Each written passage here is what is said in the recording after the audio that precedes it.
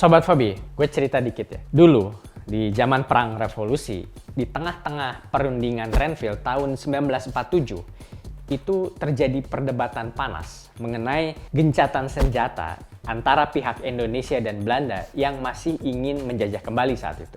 Nah, pemicu perdebatan panasnya ini itu adalah Belanda itu hanya setuju berunding jika Indonesia mau menerima wilayah demilitarisasi, yaitu wilayah yang bebas dari kekuatan militer yang diajukan oleh pihak Belanda yang dikenal sebagai Garis Van Mook. Nah, awalnya para pemimpin Indonesia itu marah banget dan menolak mentah-mentah tuntutan Belanda. Sebab Garis Van Mook itu hanya akan mempersempit wilayah Indonesia. Apalagi saat itu, posisi militer Indonesia justru sedang ada di posisi kuat-kuatnya, sedang melancarkan serangan-serangan balik terhadap pihak Belanda. Tapi ujungnya berkat kematangan emosi dan siasat cerdik para diplomat Indonesia saat itu, pihak Indonesia akhirnya mau menerima persyaratan Belanda. Nah, Sobat Fobi, persyaratan gencatan senjata itu memang sepintas ya terdengar merugikan Indonesia. Tetapi di balik itu semua, ternyata ada perhitungan besar mengenai meningkatnya dukungan PBB dunia internasional terhadap Indonesia. Jadi, cara-cara kekerasan dan agresif yang dilakukan Belanda justru memicu antipati dari berbagai negara besar termasuk Amerika Serikat. Maka Sobat Fobi, hasilnya cukup mengejutkan. Dengan taktik cerdik para diplomat Indonesia itu berhasil menarik simpati dunia. Pengaruh Indonesia di PBB justru semakin kuat dan akhirnya pengakuan kedaulatan terhadap Indonesia juga semakin meningkat. Sehingga ujung-ujungnya militer Belanda bisa diusir dan keinginan Belanda untuk kembali menjajah Indonesia bisa digagalkan untuk selamanya.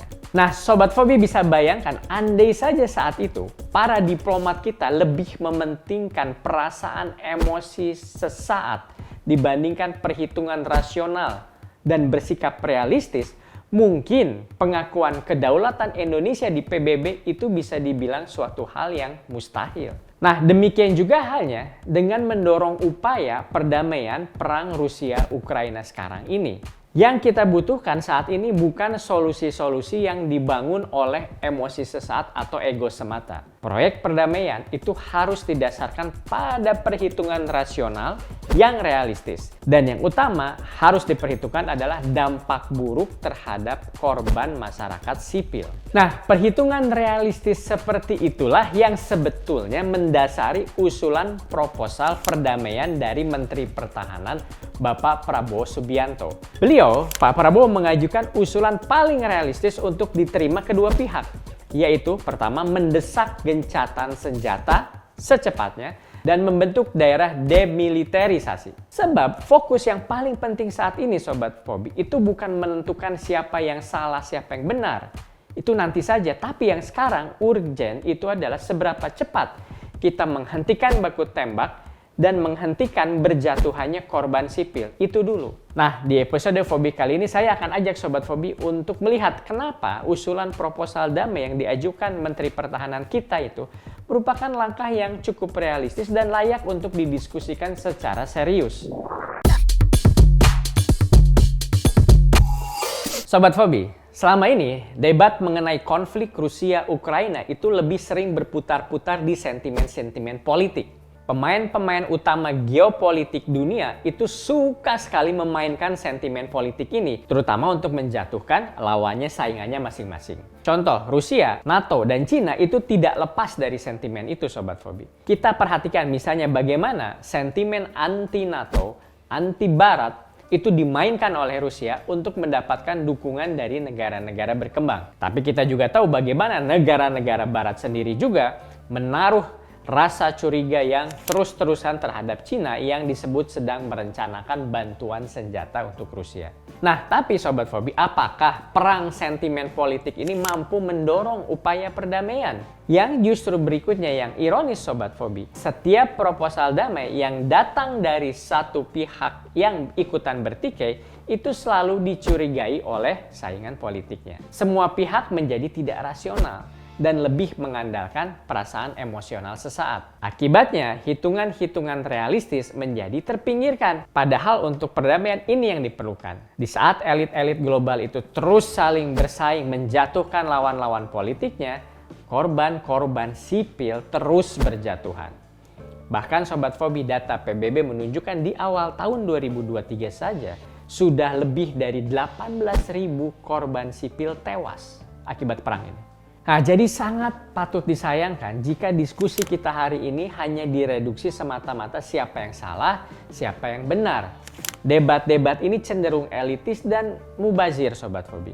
Dan yang pasti mengabaikan nasib ribuan korban perang di kedua belah pihak. Nah, situasi yang rumit inilah yang sebetulnya dibaca dengan cermat oleh Menteri Pertahanan Pak Prabowo. Dalam pertemuan Menteri-Menteri Pertahanan di Singapura, Pak Prabowo melontarkan sejumlah poin-poin usulan untuk menghentikan peperangan. Dari mulai gencatan senjata, penarikan pasukan hingga 15 km, pembentukan zona wilayah demilitarisasi, dan referendum di zona demilitarisasi ini. Nah, Sobat Fobi, tentunya sangat sulit berdialog rasional dengan pihak yang berperang. Wajar karena pertumpahan darah itu pasti memupuk kebencian di kedua belah pihak. Mereka ini sulit membaca maksud baik di balik usulan-usulan yang sebetulnya cukup realistis. Sekali lagi Sobat Fobi, fokus utamanya ada pada penghentian peperangan dan langkah paling realistis adalah upaya gencatan senjata secepatnya. Andainya saja usulan gencatan senjata ini mau dipertimbangkan pakai akal sehat dengan kepala dingin, maka ada berapa ribu nyawa yang bisa terselamatkan. Ada berapa ribu orang lagi pengungsi yang bisa kembali ke kampung halamannya. Sebab peperangan itu diibaratkan seperti rumah yang terbakar, Sobat Fobi. Semakin lama kita membiarkan terbakar, semakin banyak korban jiwa dan kerugian-kerugian yang harus dikorbankan.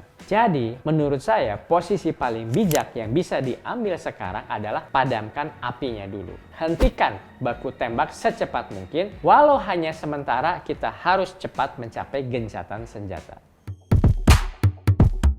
Sobat Fobi, ada ungkapan bijak bilang begini, dalam perang itu tidak ada yang namanya pemenang, tetapi yang ada hanyalah korban perang. Tidak ada yang disisakan oleh peperangan kecuali penderitaan para korban perang. Nah, Sobat Fobi, sungguh memang disayangkan. Justru penderitaan korban sipil inilah yang luput dari perdebatan dan diskusi soal perang Rusia-Ukraina ini. Semua pihak cenderung terjebak pada sentimen politik dan meninggikan egonya masing-masing. Padahal yang kita butuhkan sekarang adalah melihat masalahnya dengan kepala yang dingin. Nah, karena itulah proposal perdamaian yang diajukan Menteri Pertahanan Pak Prabowo seharusnya bisa menjadi langkah serius yang patut dipertimbangkan, Sobat Fobi. Sambil tentunya terus mendorong dialog di antara kedua pihak yang berperang. Seandainya saja gencatan senjata bisa diterapkan, dengan begitu, bertambahnya korban sipil bisa dihentikan. Perang cukup terjadi di ruang-ruang perundingan dialog, bukan di rumah warga atau bukan di sekolahan. Nah, disinilah usulan Pak Prabowo soal zona demilitarisasi dan penarikan pasukan sejauh 15 km itu menjadi sangat bermanfaat, Sobat Fobi. Kita berkaca dari kasus Perang Korea tahun 1950-an misalnya. Pembentukan zona demilitarisasi terbukti bermanfaat dalam meredam konflik berkepanjangan antara Korea Utara dan Korea Selatan. Bukan hanya itu, bahkan zona demilitarisasi ini juga dimanfaatkan sebagai tempat diskusi dan konferensi perdamaian selama Perang Korea berlangsung. Jadi Sobat Fobi, proposal perdamaian Pak Prabowo jelas cukup masuk akal dan sejalan dengan apa yang dilakukan Presiden Jokowi selama ini. Sejak Presiden Jokowi berkunjung ke Rusia dan ke Ukraina, pesan perdamaian dan fokus utama yang ditekankan Presiden Jokowi itu selalu sama. Hentikan perang secepat mungkin sehingga bisa meringankan penderitaan korban perang. Artinya, proposal perdamaian ini memang menegaskan konsistensi sikap Indonesia untuk menghentikan peperangan dan mendorong perdamaian dunia. Nah, Sobat Fobi, ada ungkapan bijak lain mengatakan, dalam berdiplomasi lebih baik menjadi rubah yang cerdik daripada seekor singa yang buas. Bahwa dalam mencapai tujuan-tujuan diplomasi, itu akan lebih baik kalau kita memposisikan dirinya layaknya seekor rubah yang mengandalkan kecerdikan, fleksibilitas, adaptasi, ketimbang bertindak berperilaku seperti singa yang lebih mengandalkan kekuatan dan agresivitasnya. Nah, demikian juga halnya dalam upaya diplomasi mendorong perdamaian untuk Rusia dan Ukraina ini, Sobat Fobi.